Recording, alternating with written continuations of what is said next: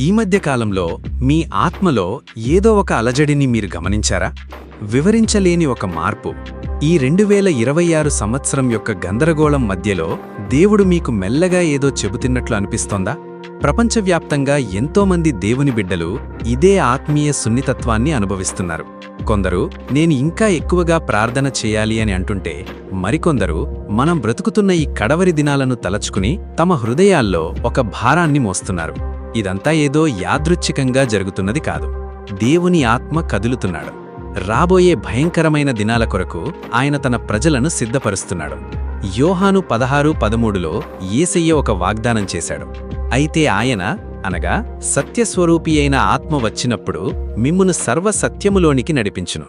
ఆయన తనంతట తానే ఏమియూ బోధింపక వేటిని వినునో వాటిని బోధించి సంభవింపబోవు సంగతులను మీకు తెలియజేయును. మనం జీవిస్తున్న ఈ కాలం గందరగోళంతో మోసంతో నిండిపోయుండొచ్చు. కాని దేవుని ఆత్మ మౌనంగా లేడు. ఆయన సంఘాన్ని నడిపిస్తున్నాడు, ఖండిస్తున్నాడు, ఆదరిస్తున్నాడు మరియు సిద్ధపరుస్తున్నాడు. ఇక్కడ ప్రశ్నేమిటంటే, ఆత్మ మాట్లాడుతున్నాడు కదా, మరి మనం వింటున్నామా? ఈ సంక్షోభ సమయంలో పరిశుద్ధాత్మ దేవుని పాత్ర 3 విధాలుగా ఉంటుంది. మొదటిది ఆయన ఆదరణకర్త. యోహాను 14:26లో యేసయ్య శాంతిని మీకు అనుగ్రహించి వెళ్ళుచున్నాను, లోకమిచ్చునట్టుగా నేను మీకు అనుగ్రహించుటలేదు. మీ హృదయమును కలవరపడనీయకుడి, భయపడకుడి అన్నారు. లోకం భయంతో వణికిపోతున్నప్పుడు దేవుని ఆత్మ మనకు నెమ్మదిని ఇస్తాడు. రెండవది ఆయన ఖండించువాడు. యోహాను 16:8 ప్రకారం ఆయన లోకమును పాపమును గూర్చియూ నీతిని గూర్చియూ తీర్పును గూర్చియూ ఒప్పిస్తాడు. పాపులను పశ్చాత్తాపానికి పిలిచి ఈ అపవిత్ర లోకంలో పరిశుద్ధంగా బ్రతకడానికి శక్తి ఇస్తాడు. మూడవది ఆయన శక్తినిచ్చువాడు. అపోస్తలుల కార్యములు 1:8 ప్రకారం పరిశుద్ధాత్మ మీ మీదికి వచ్చినప్పుడు మీరు శక్తి పొంది భూదిగంతముల వరకు నాకు సాక్షులైయుండిరి. ఈ చీకటి రోజుల్లో మనం దాక్కోవడానికి కాదు, క్రీస్తుకు సాక్షులుగా నిలబడ్డానికి ఆయన మనల్ని సిద్ధపరుస్తున్నాడు. పరిశుద్ధాత్మ దేవుడు మనల్ని సిద్ధపరుస్తున్నాడని ఎలా తెలుసు? లేఖనాల్లో దీనికి స్పష్టమైన ఆధారాలున్నాయి. ఈరోజు దేవుని ప్రజల్లో ఒక రకమైన ఆకలి పెరుగుతోంది. చాలామంది ఈ లోక ఆకర్షణల నుండి దూరంగా జరిగి ప్రార్థన, ఉపవాసం మరియు పరిశుద్ధత వైపు లాగబడుతున్నారు. ఇది సహజంగా జరుగుతున్నది కాదు, ఇది అతీంద్రియమైనది. యోవేలు 2:28 ఏమంటోంది? ఆ తరువాత నేను సర్వజనుల మీద నా ఆత్మను కుమ్మరింతును, మీ కుమారులను మీ కుమార్తెలను ప్రవచింతురో, మీ ముసలివారు కలలు కందురో, మీ యవ్వనస్తులు దర్శనములు చూస్తురో. లోకం కదిలించబడే ముందు దేవుడు తన ప్రజలలో ఆకలిని పుట్టిస్తాడు. దేవుడు తీర్పు తీర్చే ముందు ఎల్లప్పుడూ హెచ్చరిస్తాడు. జలప్రలయానికి ముందు నోవహు ద్వారా హెచ్చరించాడు. ఇశ్రాయేలీయులు చెరలోనికి వెళ్లే ముందు ప్రవక్తల ద్వారా ఏడ్చాడు. యెరూషలేము నాశనానికి ముందు సాక్షాత్తు క్రీస్తే ప్రవచించాడు. ఆమోసు 3:7 చెబుతోంది కదా, తన దాసులైన ప్రవక్తలకు తాను సంకల్పించిన దాన్ని బయలుపరచకుండా ప్రభువైన యెహోవా ఏమీయూ చేయడు. ఈరోజు దేవుని సంఘంలో వివేచన పెరుగుతోంది. అబద్ధపు బోధల్ని, నకిలీ పునరుజ్జీవనాలని, దయ్యాల బోధలని దేవుని బిడ్డలు ఇట్టే పసిగడుతున్నారు. 1 తిమోతి 4:1లో చెప్పినట్లు, కడవరి దినాలలో అబద్ధీకుల వేషధారణ వలన మోసపరచు ఆత్మలయందును దయ్యముల బోధలయందును లక్ష్యమించి విశ్వాసభ్రష్టుల బుదురని ఆత్మ తేటగా చెబుచున్నాడు. ఈ మోసం పెరిగిపోతుందంటేనే దేవుని ఆత్మ తన సంఘాన్ని నిద్రలేపుతున్నాడని అర్థం.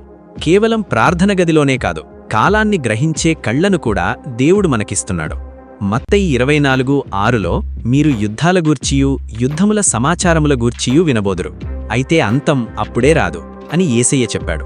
ఈరోజు మిడిల్ ఈస్ట్ నుండి యూరప్, ఆసియా వరకు ఎక్కడ చూసినా యుద్ధబేరీలు మోగుతున్నాయి. ఇవి కేవలం యాదృచ్ఛికమైన గొడవలు కాదు, క్రీస్తు ప్రవచనం నిజమని నిరూపించే రుజువులు. రోమీలకు 8:22 ప్రకారం సృష్టి యావత్తూ ఇదివరకు ఏకగ్రీవముగా మూల్గుచూ ప్రసవవేదన పడుచున్నది.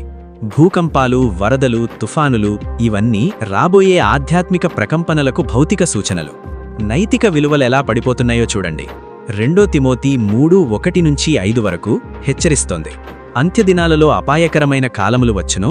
మనుష్యులు స్వార్థప్రియులు, ధనాపేక్షులు, బింకములాడువారు, అహంకారులు, దూషకులు, తల్లిదండ్రులకు అవిధేయులు, కృతజ్ఞత లేనివారు, అపవిత్రులు, అనురాగరహితులు, అపవాదకులు, అజితేంద్రియులు, క్రూరులు, సజ్జన ద్వేషులు, ద్రోహులు, మూర్ఖులు, గర్వాంధులు, దేవుని కంటే సుఖానుభవమును ఎక్కువగా ప్రేమించువారు, పైకి భక్తిగలవారి వలె ఉండియు దాని శక్తిని ఆశ్రయించని వారయ్యుండురు. అట్టి వారికి విముఖుడవై ఉండుము.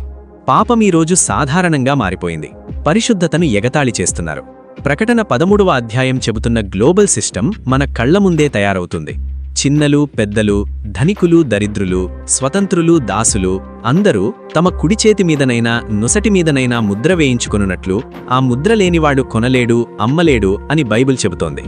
ఈరోజు మనం చూస్తున్న డిజిటల్ కరెన్సీ, గ్లోబల్ గవర్నెన్స్ ఇవన్నీ కేవలం న్యూస్ హెడ్లైన్స్ కాదు, బైబిల్ ప్రవచనాల నెరవేర్పులు.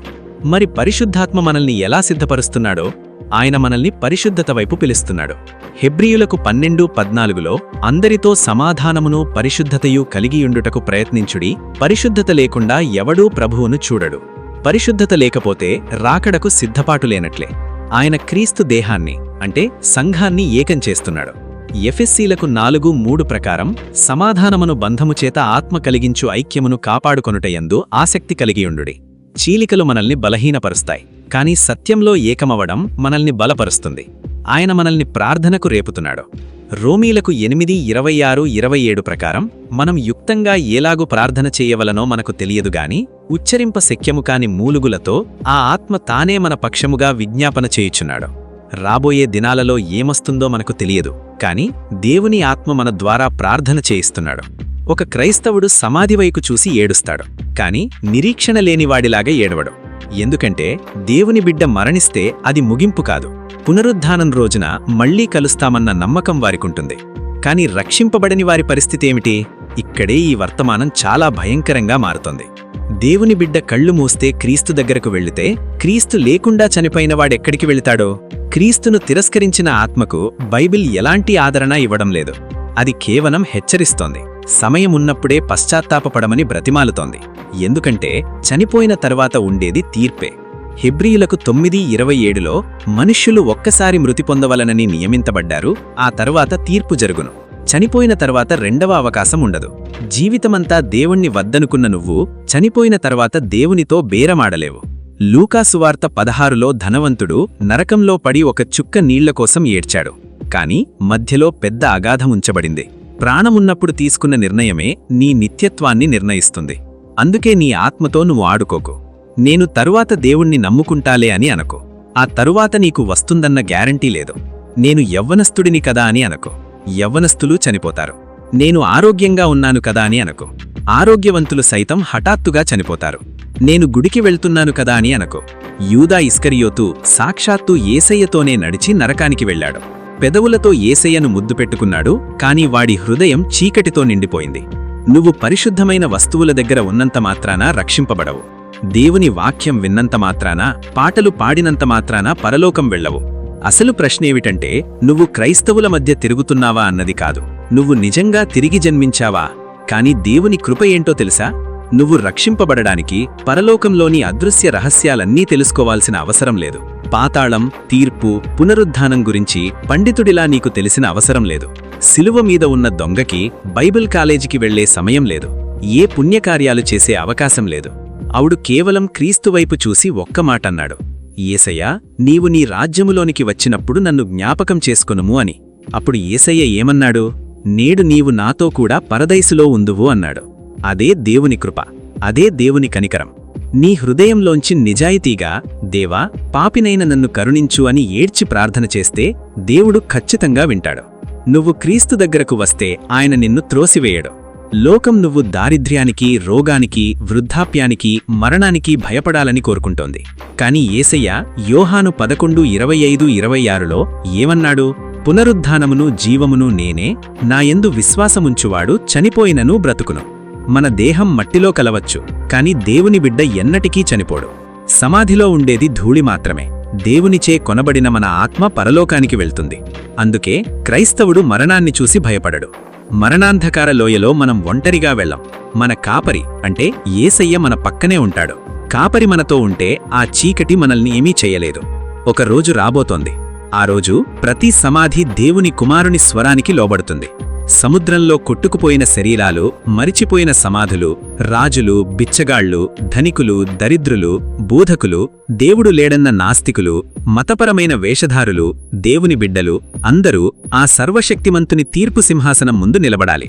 నా ప్రియమైన సహోదరీ సహోదరుడా, ఆ రోజు దేవుని ముందు పాపిగా భయంతో నిలబడతావా లేక క్రీస్తు రక్తంతో కడగబడి నిలబడతావా?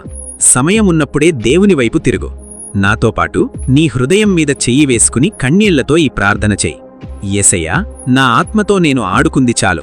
ఈరోజు నీ ఆత్మ నాతో మాట్లాడుతుందని నేను నమ్ముతున్నాను. నా పాపాలను నీ రక్తంతో కడుగునాయనా. రేపు నేను కళ్ళు మూస్తే నిత్య నరకానికి వెళ్తాననే భయం నన్ను వెంటాడుతోంది. నన్ను క్షమించు. నీ పరిశుద్ధాత్మతో నన్ను నింపు. ఈ కడవరి దినాలలో నా ప్రాణమున్నంతవరకు నీకు నమ్మకమైన సాక్షిగా బ్రతికేలా నన్ను సిద్ధపరచు. నీ రాకడలో నన్ను విడిచిపెట్టకు.